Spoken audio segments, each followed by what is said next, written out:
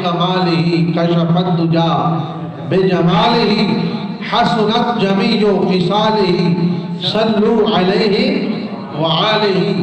تو برادران اسلام، جب بلندیوں تک حضور نبی رحمت صلی اللہ علیہ وآلہ وسلم پہنچے تو کسی کا تصور بھی وہاں پہنچ سکتا نہیں ہے، کسی کا خیال وہاں تک پہنچ سکتا نہیں جہاں میرے آقا نے جا کر قدم رکھا۔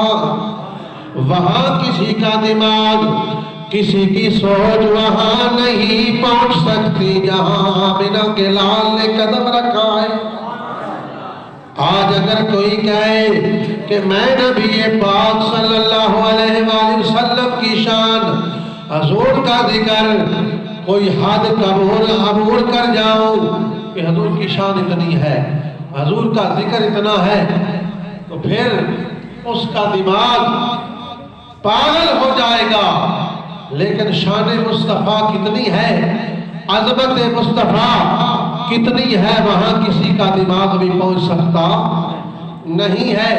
تو برادران اسلام، پھر لوگوں نے بشر جب رات معراج کی تھی، بشر بھی پیچھے رہ گئے، جو انسان تھے بشر بھی پیچھے رہ گئے، انسان بھی پیچھے رہ گئے، اور نوری بھی پیچھے رہ گئے، اور جبرائیل نوریوں کا سردار ہاتھ جوڑ کے کھڑا ہے، ہاتھ جوڑ کے کھڑا ہے اور کہہ رہا ہے یا رسول اللہ آگے ایک ذرہ بھی جاؤ تو میرے پر جل جائیں گے۔